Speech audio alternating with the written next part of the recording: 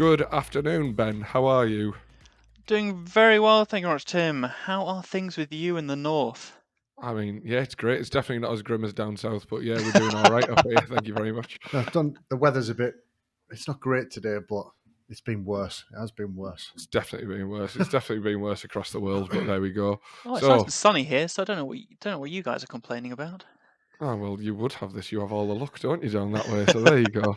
That's all good. So Ben, let's dive straight into it then. So, obviously, we brought you in today to talk a little bit around your personal experience in e-commerce, around the certain challenges that are out there, and around what you're noticing in the landscape of e-commerce platforms, and specifically what you're up to now. So I will hand you over to Dave, and Dave will walk you through the first part of this. Oh, it's very Awesome. kind of you, Tim. Very kind. Hi, Ben. So it's just, I suppose, if we can get a little bit of backstory and about how you got into the industry, sort of what brought you to where you are today, like the steps that you took to get to where you are. I don't know, how far back do you want to go? Are you talking like 5 years, Maybe it's not go 30? back to when you were in school and you were thinking about working with companies, but maybe it's the last, I don't know, what, 10 years? Yeah, I can 10 I can years do good? that. I'll go just a couple of years beyond that. So, uh, when I went to uni, I studied business, mostly because I didn't want to work on PCs and I should really have gone into IT. But I've always been interested in computers, and technology and website creation. So I was really lucky with my first job at a company called European Directories, Mm-hmm. where they said, right, you're fresh faced. We'll put you in 3 months of being a QA tester, 3 months of being a business analyst, 3 months of being a PM, project manager, and then spend the next 3 months doing one of those roles. So Mm-hmm. you can say that you've got better at one role. So I got given that great opportunity, which really gave me a solid footing into what I do today.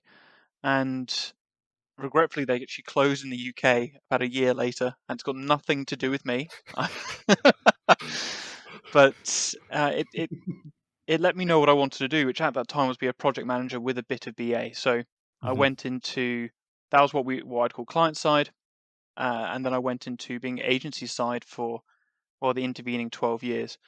So went into newspapers first. So Oh my wow. dad was always in newspapers, and so I worked for an agency called First Clarity, and they had their own product, and people like the Telegraph, the Independent, Evening Standard used that platform. So got exposure to really big corporations at a relatively young age, Mm-hmm. and learned a lot from those large organizations about how to run projects and how high pressure environments are in agencies. But going on from that, gone from that exposure, which obviously wasn't e-commerce at the time. This is back in 2011ish. Went into e-commerce, learning about Magento, learning about Sitecore, learning about Drupal some more with a company called Lab Lateral, and having some great projects there. Spent a good couple of years there. But then I went on to my longest stint because I thought, you know what, I really like this e-commerce thing. It's Mm-hmm. really interesting. I can see it's growing really quickly. I know it sounds stupid now because e-commerce is everything, especially since COVID. Everyone who didn't know about e-commerce in COVID, they certainly learned about it. And I thought Magento is the one I want to go. I want to learn more about this. Magento 1, and kind of stuck with that. Went to a company called Vimo, Mm-hmm. who are absolutely massive in the e-commerce agency world, and very lucky. Got thrown right into the deep end as a PM, and one of my last projects there was with Helly Hansen. Oh So wow. fairly well known. I guess in the UK, probably think of it more as a sort of a sports outdoor brand, Mm-hmm. and it was the first Magento 2 website of its kind. Spent time in Norway, which is where I'm from, Mm-hmm. which is always nice. Nice to go back home, as it were, and work with that team in both Norway and the US, because I had a big operation in the US. And that was a project that also taught me a lot about what I say to my PMs today, which is reporting everything, knowing what you're talking about, going in prepared, even if you don't know something, give your best answer and come back and say, I'll let you know if I was wrong later on. Mhm. But those few years I spent at Vimo taught me a lot of what I use today. Made a lot of mistakes, but had an environment where mistakes were actually okay, as long as you learned Yeah. from them and didn't repeat them. And again, this is something that I want all of my staff to do as well, which is, yeah, you can make mistakes, but learn from them. They can be Mhm. big mistakes. I mean, that cost the company a fair amount of money, that project, because of a couple of things, which I won't go into, but I don't want to go over my mistakes that much. But post that, went into what was called a business unit manager, and Vimo being a Swedish-led company, I'm not sure they thought of the acronym being BUM. There is that, isn't there? Yeah, that's not looking great on your CV shortened. Yeah. But it's okay. When we all met up, we're all bums together. Oh, So there you go. got to learn to roll with the acronyms. But that was all about operations, and that is what I'm doing today. And it's leading teams who are trying to make a difference sounds a bit wrong, but you're trying to improve the processes and the sites for Mhm. both the merchants as well as the end users. I mean, most of us who use e-commerce websites will generally go with them and say, this is okay, or this is a bit naff, or in my case, and the agencies I've worked in, the teams that work there go, I know how we could do this better. Mhm. So both a gift and a curse, but we want to reach out to all these merchants and go, okay, we can help you sell more, sell better, get your messaging across, and that's what we're doing at where I've landed most recently for the last couple of years at 247. And I like to think that we make a difference for our merchants, but also I would like to see our teams grow and progress and the company itself grow. Mhm. So that's a few minutes about Well, that me. kind of ties in nicely, leads us on to almost at the next section, which is sort of your role now currently. Just give us a little bit more around the role that you play at 247 now. Yep. So my title is Client Success Director, but what I do is effectively head up the sales team and the delivery teams. Mhm. I do say marketing, but I realize marketing isn't really my forte. It's not something I'm particularly strong in. So one of the first things I said to Sujant, who's our CEO, was need to hire someone to do that role. Again, if you've ever spoken to me, and Tim and I have spoken a fair amount, I'm fairly open and honest, and you can kind of read me like a book, as it were. But There is that again, yes. but I guess it also kind of leads into the sales side of things, because I'm not a pushy salesperson. I just tell merchants how it is. This is what I think. This is what I've seen. This is my experience. And we've got a great sales team who actually do all that documentation and do the Yeah. conversational piece and sell into the merchant and make them buy into us. And on the delivery side, it's working with the teams to make sure that we're hitting those targets Mhm. that we've agreed with the merchant, because everyone's got deadlines, everyone's got timelines they want to agree Yeah. to. But it's all well and good when it's the happy path, everything's going to plan. But then when we get to a problem, how do we deal with it, and how do we make sure that you make the best of not necessarily a great situation? So I'm working with the PMs to make sure we can do that, and we can phrase things correctly. We can give all of our clients as much information as we can prior to the deadline, because nobody likes to be told, hey, we're not going to deliver tomorrow. Yeah. The worst message to give. I'd rather go, okay, we've got a couple of months, we're going to be late. And Definitely my favourite one, by the way, when clients think a new site's going live and then all of a sudden they're like, oh, we can't launch on this date because our web agency have told us it'll be another 6 months because we needed, I don't know, our 3PL integrated. And I was like, why is this not been, like, why has this not Yeah. happened before? And Yeah. like, where's this been throughout everything? I mean, yeah, that has happened. But the most common thing for us is actually a merchant they've gone through the last few months, they've seen how the site's progressed, and they've gone, actually, we really want this. It Mhm. wasn't in the requirements, but we Yeah. really now need it for launch. So it's just agreeing the fact that it's going to push back the timeline and how you deliver it.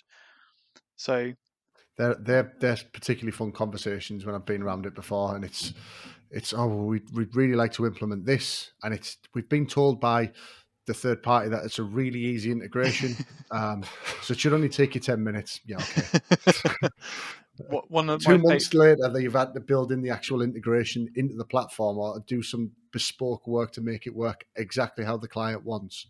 And it's like, well, it's not as easy as you thought it was going to be. But trying to No. explain that's always a hard task. Yes. Exactly. And one of the things I always say to clients is, this thing is easy. It still takes time. Yeah. So it's 100%. easy because we know how to do it, but we also know it takes a month. Yeah. So, but that's also part of a PM's role, is the education piece. We can't count on every single person in a project team knowing what they're talking about, or well, that's the wrong thing to say. Knowing how e-commerce sites go or how the projects go. Yeah. We're working with a client right now where 2 out of the 3 primary stakeholders have never been through a new website build. So they're leaning on their CTO and leaning on us. But that's the thing. That's agency life. We're always dealing Yeah. with. We get some merchants who they've been around the block. They know exactly how it goes. They'll also say, I mean, you've told us probably 4 months. I'm going to factor in 7 months to the board because I think this bit's going to take longer than you think. Yeah. And that happens. So as conversely, we have people who said, I've never done this before. I'm brand new to this. Tell me everything that I need to do. So, and that's kind of reflective of, we've got clients of all sizes. We've got clients who are very successful but have never really been online. We've got clients who've been online for more than a decade. The team's been in e-commerce for more than a decade, and they know exactly how it's going to go. So yeah, it's fun being in a kind of multi-role within an agency. It's never boring. I was going to say, I think one thing as well that strikes me with what you've mentioned there, obviously working across borders, so projects obviously in Norway and the rest of Europe. I know from working with you guys at 247, you do things in the Middle East as well, across the USA. I suppose the question that I'm angling from this is what are the different challenges you see per locale? Is there something that is there across the board, or is it something that is unique depending on like even continent, for example? So the common piece for every single project, no matter where you are, is we want it done a bit more cheaply. Yeah, always that. I mean, the budgets can be different. It could be 50 grand. It could be 350 grand. But someone's always going to say, "Can we have a little bit off the top, please?" Which is fine. That's your basic negotiation. But every country is different. So going back a bit, Vimo had a partnership with a company in Japan, because unless you've got someone in Japan who can tell you exactly what the local market's like, you're never going to be able to sell in Japan. Yeah. With us, we've got a partnership with a company called Alcalige in the Middle East, and without them, we would find it very difficult to sell in the Middle East. The Middle East is this is our experience anyway, and this could be completely wrong for everyone else, but all of our prospects and our merchants, you can do some of it over Zoom, and I think partly that's due to COVID. People got used to having to do a Zoom prospecting call. Look at us now, Ben. Exactly. Exactly. And by the way, I would say I really appreciate the fact that you guys were happy to do this virtually. I know that I really wanted to come to the offices and do this with you, just to annoy Tim, really. But yet again, there we go. Great. But in the Middle East, there's a huge emphasis on being able to shake a hand. It's it's not just with our merchants in the UK. It's a nicety. We'd love to see you, but actually, let's just get started. In the Middle East, it's more of a no. We have to do this. You have to see us. So with the guys with our colleague, we can actually by proxy do that. And most people in the Middle East in business know our colleague. So there's a trust factor there. In the US, I'd say it's relatively similar to the UK in terms of how you sell, at least how we've seen it. But for us in the US, it's very different because it's our product, it's Staging Pro. It's not the agency side of things. And you guys yourselves being product know that sometimes that sales cycle can still take a while. There's nothing to say that's a short process. But at the end of the day, you've got your prices and you've got your product. So there's something tangible there. Whereas for an agency, we're selling an idea. It's you want a new website, we can build it, we can design it, we can make it look pretty, we can make it convert. We've got all these fantastic partners like Salesfire that can really help with that conversion and the UX of the site. But at the end of the day, it's conceptual. Yes. We can't show a demo of our site. We can say, these are some sites we built. Whereas you guys can go, here is our product, and you can see exactly what it does. Yeah. I wish it was that simple, by the way. We just rocked up and went, there is a site search. Ta-da! But 9 times out of 10, if there's something to go wrong, it will go wrong. As I've learned. There we go. At least it feels like sort of like eCommerce Anonymous or something. We're all admitting our faults and be like, there you go. That'll do nicely. So you sort of touched on it there, didn't you? Yeah, but it was more to get a bit of a understanding about 247 commerce as a business, because there's a lot of agencies. Obviously, there's a lot more agencies. Well, feels there's a lot more agencies now. A lot more that have been around for quite an amount of time. It's just what differentiates 247 to some of the competitors that you've got in the space. So 247 started out in Amazon web stores, and that very quickly got shut down. But we got exposure to companies like M&S Outlet, and we got to see how these big enterprise worked. But the thing that happened after that is, I think, what leads to us being slightly different to your average agency. So we built a product and an e-commerce website connector called Cloud Hub, which is all to do with connecting marketplaces.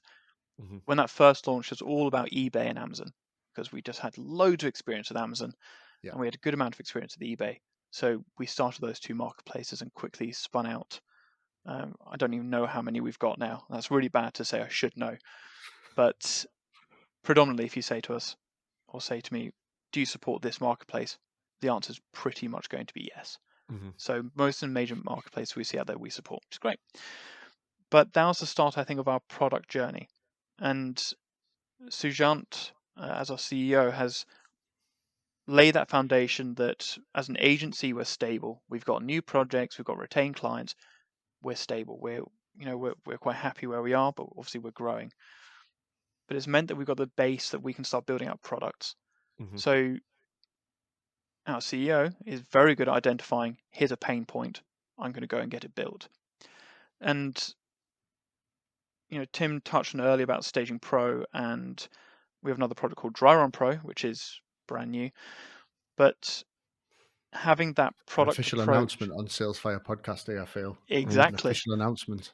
It's going to so we're going to Vegas in a few weeks to the Adobe Summit, and it's one of 3 Rockstar finalists. So just a slight plug into the Salesfire podcast. But I think that approach is definitely had a trickle down effect, because the teams are always looking at, there's a problem, we know an idea of how to fix it. And I know that lots of agencies have got problem solvers in them, but when I look at some of our competitors, there's also some of our competitors that closed their doors either during COVID or towards the end of COVID, because the agency model's hard. And unless you've got a product, it's very easy for that agency model to be, you can be squeezed out very easily. It's very price competitive. You're all offering the same thing, just with different people. So I think that product side of the business is definitely what differentiates us, because we're actually going, we saw a pain point and we built something that we give to our merchants and they can use, and then we also sell it on the open market. And we've built some strong relationships on the Staging Pro side. Very, very close relationship with BigCommerce.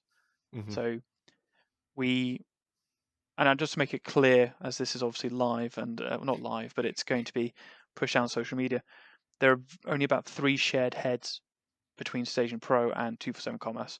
They're actually 2 completely separate companies, and that's to aid the iron curtain, as it were, between the Got 2 you. companies. So our sales guys have got no access to Staging Pro leads because we're a product and we want to have partners who are agencies. And obviously, as an agency, you might be going, why would I ever give you a lead? Because you've got an agency that could build it. So we're very clear that it's completely separate. And we've already had that agreed with BigCommerce as well and said, look, we're never going to do this. So, yeah, it's product side is definitely the differentiator from my point of view, and having that experience and understanding also, like Tim said, it's not just a case of just rolling up and going, here's our product. There's actually a lot of work that goes into that. So I think we've got an appreciation of our partners and what they have to go through. But also when we look at our platform partners like BigCommerce and Adobe, pre this, I'd always go, they've got an easy job. They just put the contract in front of a merchant. We're the ones who do all the hard work. And they actually go, oh no, there's a lot of work that goes into product. Yep. Bang on the money. Yes. I think that's the interesting point as well, like you mentioned there, Ben, having that differentiator that, as you say, not every other agency will look at. Not many will look at, to be fair. The Staging Pro thing, something that I've sort of heard whispers about through, I'm going to give them a shout out now through Nick, Gary and yourself. Hi, boys. But yeah, as I say, do you mind just walking us through that in a little bit more depth, just to give a bit more of an idea towards it? Absolutely. So when you look at BigCommerce and Shopify, they are one environment platforms. So as a open SaaS or as a SaaS solution, you have your one environment, which is production. So it's your live site where every single customer can see. And I can't speak to Shopify, but BigCommerce would always provide a sandbox or a test site, but it wasn't connected to their production in any way, shape, or form. So when you have merchants who have come from an Adobe Commerce or Salesforce Commerce Cloud, so X Demandware, they're used to this. Oh, I've got a number of environments. The devs can push here, my testers can test here, I can validate here, and it can go live. Yep. Shopify and BigCommerce don't have that. So what we identified, and this is partially through our own experience with BigCommerce, was that we found a way to connect multiple environments and then move all the data between all those environments. So that means that somebody could make a complete copy of their production site, do all their testing on that, have a separate site to that to do all their development, so doing all their theme changes, testing out new apps or extensions. And we realized, oh, there's a market for this. And as I said, we've got a very good relationship with BigCommerce. And we floated this with one of their VPs who had actually already been looking at, we'd published it called Backup and Restore on the BigCommerce app marketplace. Started talking to them a bit more and they went, oh, this is really cool. We can use this. We've got our enterprise client and merchants who are saying they need this. Why don't we have it? And that was the start of last year. And then as we got towards the end of the year, BigCommerce actually announced it. It was in the Wall Street Journal and very much in the press around the 5th of December, saying Staging Pro is now available for all BigCommerce merchants, all enterprise merchants. So yeah, we do a number of demos every week, and it's part of every BigCommerce enterprise deal. And yeah, as I said, we're doing demos every week. I did 3 yesterday, and it's multiple time zones. We don't struggle too much with the US because in the evenings I can do West Coast. That's fine. As can some of our team, but Asia Pacific is that's tricky to say the least. I always find it amazing that from a development perspective, looking at how you would roll out changes and whatnot through a site, that there is still quite a lot of things that are done directly to live. Well, I mean, that's kind of the premise behind Staging Pro is that software development, software deployments go right 100% of the time. So obviously that's laced with sarcasm, but we wanted to find an automated way of doing this because we as an agency and speaking to other agencies who are all, so when we did our early release so mid last year, we were working with the BigCommerce elite partners in North America and EMEA, and most of them would say, oh, just to move the settings takes us a day and a half. Right. And you're like, Okay. okay, wow, and it's over 100 pages of screenshots, right? So we can now do that. This is really dependent on the number of products and number of categories, but it could be as quick as within 30 minutes. It could be a few hours. Again, it depends on the Wow. number of products, but it's automated, so it's just happening, Yeah. and Yeah. it doesn't impact site performance, which is another thing that comes up. It's like, well, we don't want the site to go down. Mm-hmm.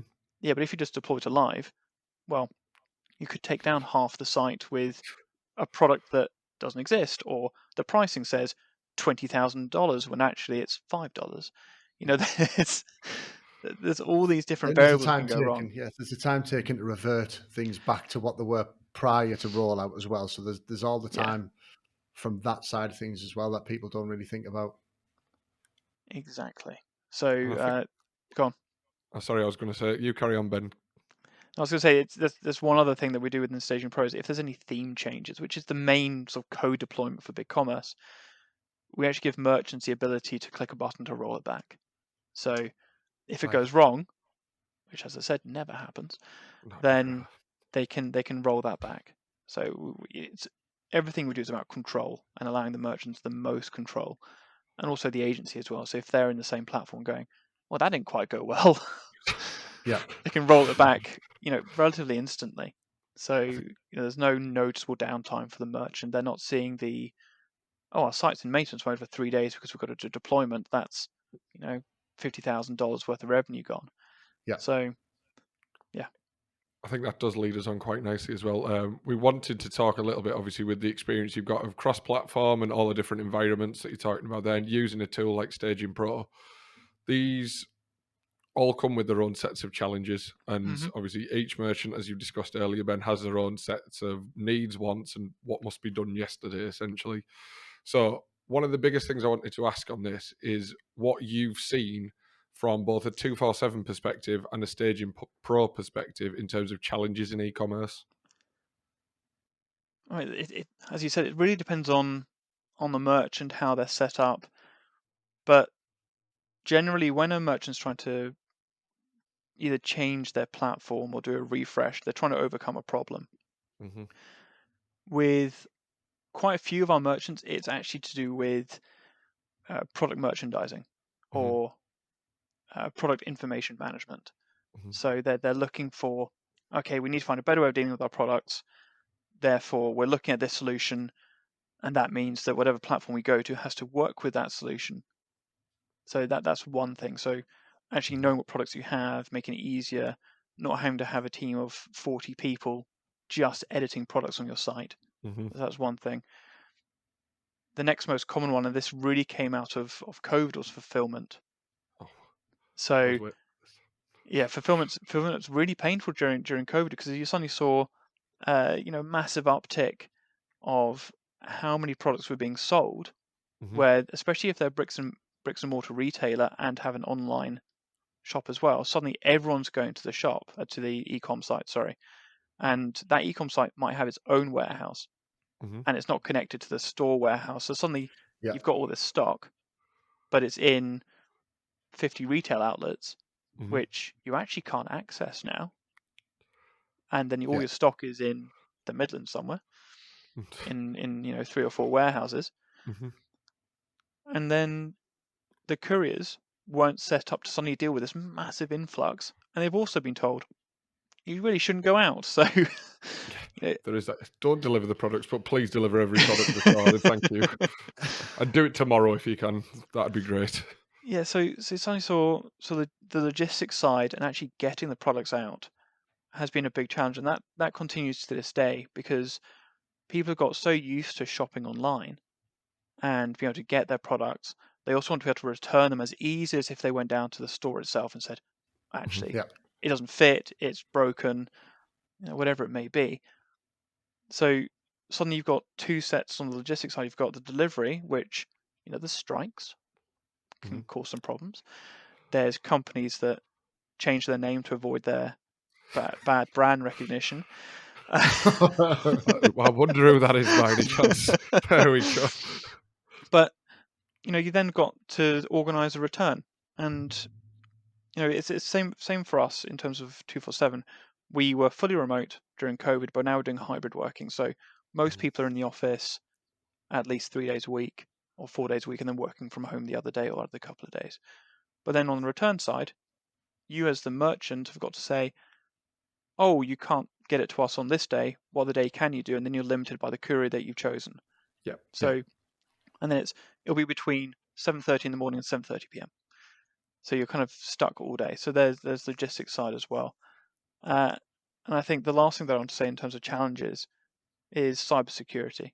So again, during COVID, I'm not saying there are no hacks or attacks prior to COVID, but there was definitely an increase during COVID, and I don't think that's really let up since COVID, because suddenly everyone's doing online banking, everyone's shopping online. We can find a way to intercept that card transaction, or we can get access to this website. And along, with that cybersecurity, it's a big push from even password companies saying, "Hey, use us," like LastPass, who were subject to a hack last year. So that security side suddenly become really important for retailers. We've seen a big uptick in people saying to us, "You have to be ISO certified to work with us. Yeah. We're not willing to take any risks. You have to have all those policies and procedures in place that says you're certified." It's not cheap, but actually for us to compete, we've had to do that. And it's a good thing anyway. It means that we've been checked, we're approved, we're working the right way. But yeah, so those are the main three things that I've seen as challenges for retailers. I suppose then on the flip side of that, over the last couple of years, we've seen, yes, the challenges, but almost like the opportunities that have been out there within e-commerce. It'd be interesting to know like what you've seen within e-commerce has been some of the smaller or even really big opportunities that you've seen on your side from an e-commerce perspective.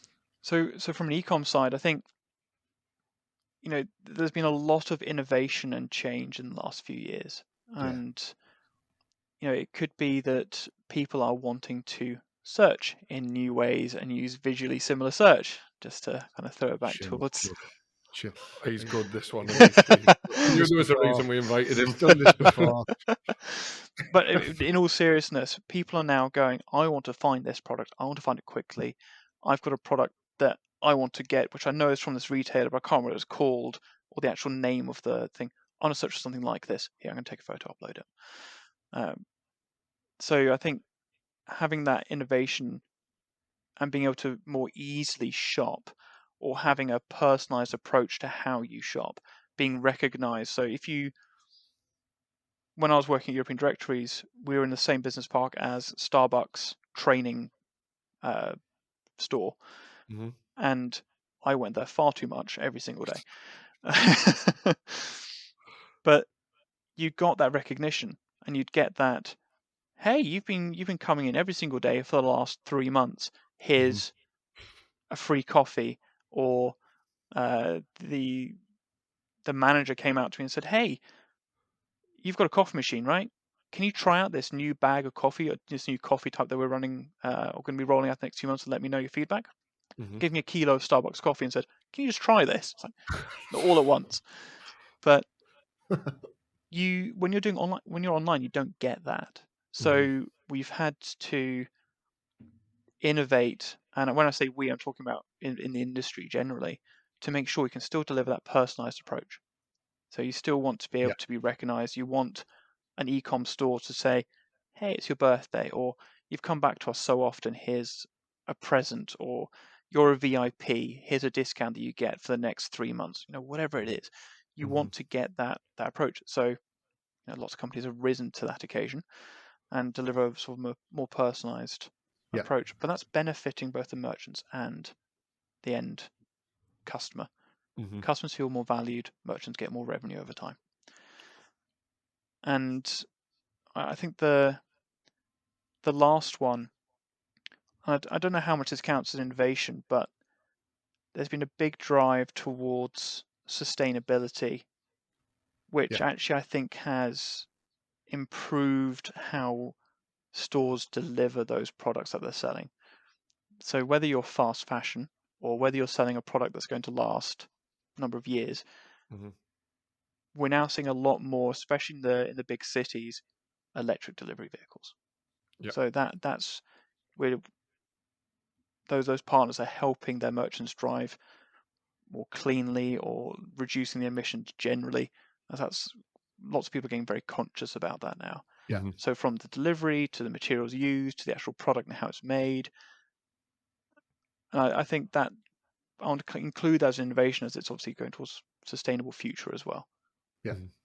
Like, it's bang on the money, to be fair. Like, we see people where they're like, is it like hemp and stuff like that they'll actually wrap the product in and whatnot, so Mhm. it's not overly expensive to add on to their bottom line, but as you say, it's creating that positive experience in terms of things that can be sustainably sourced. It's not like, I'm not going to name the retailer, but it's not wrapping up one shirt in like a mountain of plastic and flinging it through like a blue delivery van that gets thrown on my garage roof. Thank you very much.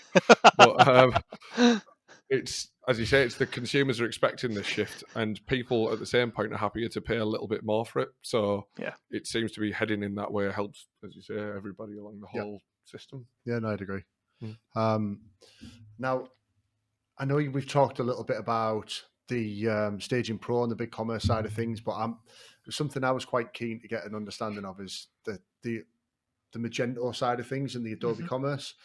Because last time I spoke to Gary, Magento was everything he was talking about. Maybe that was because you told him he couldn't talk about big commerce or anything else. It was only, I don't know. Sorry, Gary. But I'm quite keen to get an understanding of it from your side, sort of the relationship with Magento, and what things, if any, you've got planned with those guys. Well, I mean, I can segue into Dry Run Pro, but I'll do that in in a minute. But so Adobe obviously bought Magento a few years ago, and it's definitely moved more into the Adobe world. Magento 2 as a brand name for a licensed product doesn't exist anymore. Mm-hmm. So Yeah. whenever we talk about Magento 2, we're talking about the open source community driven version of Adobe Commerce. Yes. And it's actually one of Adobe's biggest competitors because Adobe still provides feature releases and security updates which go into the open source version. Yeah. So there's lots of merchants who, they're trading. One of our clients is trading significantly, sort of north of 20 million on open source. Mm-hmm. And we're incredibly proud of the fact that they can do that because we are generally seeing on the Adobe Commerce side, merchants are moving to it because they've got. I was trying to think that you can schedule updates. So with Magento 2, you can't do that. You have to have a human being going, it's midnight now, I'm going to release that new voucher or promotion or whatever it is, Yeah. and I'm going to make all those changes now and then publish them. Whereas some of our merchants or clients have moved on to commerce because they want to be able to schedule all that for the next sort of 3 months and just go, Yeah. it's going to do its own thing at midnight, the promotion will go live, the codes will go live, and then 5 days later it'll all stop. Yeah. And we'll go back to how it was before automatically. So we are seeing retailers doing pretty well on open source, but we're definitely seeing more retailers moving to Adobe Commerce. And they're liking the automation, they're liking the security. One big thing that's changed since the acquisition is that Adobe now gives a really clear plan of here's when all the releases are coming. Because one thing that Right. merchants used to complain to me about when I was a project manager, especially, was you just told us there's a new release or there's a new update and you want this much money to implement it. Mm-hmm. Whereas now, there are still challenges to overcome with doing these updates and making sure that they're cost effective without going through all of the merchants' retained hours, for example. Mm-hmm. But we can see up until the end of next year what those releases are. So Yeah. Adobe's brought a lot of structure to the commerce side of the product. And they're also trying to find ways of making it so that you only have to update a small amount of the product, so commerce, the actual commerce base core, and trying to make everything else composable. So whether it is, I'm sorry to say, search, or whether it is personalization, or whether it is anything to do with security, you can just pull that in through microservices effectively. And those are all updated automatically without you having any input, which is great. So you're reducing the complexity of the core, and you're making it easier for merchants to do upgrades and much cheaper to do upgrades. But my boss, being the entrepreneur that he is, still saw that there was something missing. And I'll only take up a couple of minutes about Dry Run Pro, but he could see that actually if you want to make a copy of the environment, you wanted to see, you got a bug on production. It can still take upwards of a day for a developer to make a complete copy of that environment and then troubleshoot it, fix it, and then push it all back. And even then, software being reliable as it is, nothing goes wrong with that. So what we've done is build out this product which makes a full copy of that site within 15 minutes, and it's on a completely brand new server, not connected in any way, shape, or form to your staging, your dev, or your production. And you can do all the checks on that. We can automatically do what they call SWOT reports, which is site-wide accessibility tool. I've probably got that A wrong. This is, I'm on holiday next week. This is why this is... Oh, that explains this. That explains the 3 buttons undone on the shirt as well, like you're in Barbados already. It's only one. It's only one. Behave. No, I'm just a bit fat. I can't do up the top button. Well, don't I look horrible now? There we go.